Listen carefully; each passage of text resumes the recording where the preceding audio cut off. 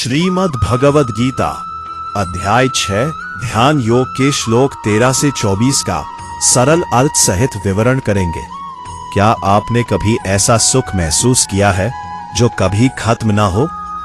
भगवान कृष्ण बताते हैं, सच्चा आनंद बाहर नहीं, आपके अंदर ही छिपा है। शांति बाहर नहीं, आपके मन के अंदर है। श्लोक 13 समम काय शिरोग्रीवम धारयन् नचलम स्थिर। ध्यान करते समय शरीर, सिर और गर्दन को सीधा और स्थिर रखना चाहिए और नजर को एक स्थान नासिका पर केंद्रित करना चाहिए। श्लोक 14 प्रशांतात्मा विगतधीर ब्रह्मचारी व्रते स्थितः। मन को शांत, भय रहित और संयमित रखकर भगवान में ध्यान लगाना चाहिए।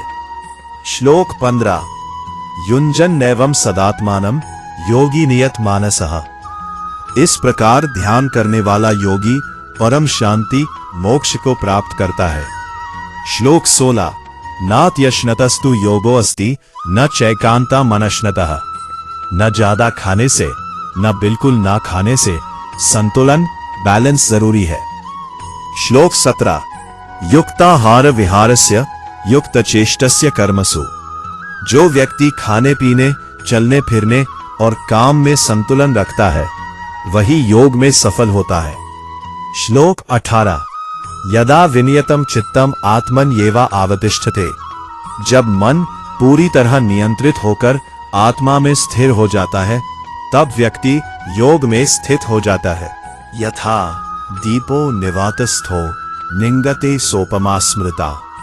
स्थिर मन की तुलना हवा रहित स्थान में जलते दीपक से की गई है जो बिल्कुल नहीं हिलता। श्लोक 20 यत्रो परमते चित्तम निरुत्तम योग सेवया। ध्यान में मन शांत होकर जब भीतर स्थित हो जाता है तब आत्मिक सुख का अनुभव होता है। श्लोक 21 सुखम आत्यंतिकम यत्तद् बुद्धिग्राह्यम अतीन्द्रियम। यह सुख इंद्रियों से परे होता है, असीम और कभी ना खत्म होने वाला।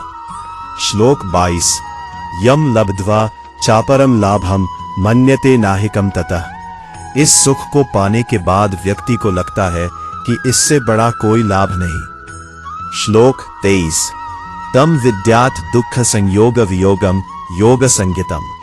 योग का अर्थ है दुखों से पूरी तरह मुक्त हो जाना। श्लोक 24 संकल्प प्रभावान कामास त्यक्त्वा सर्वान अशेषतः।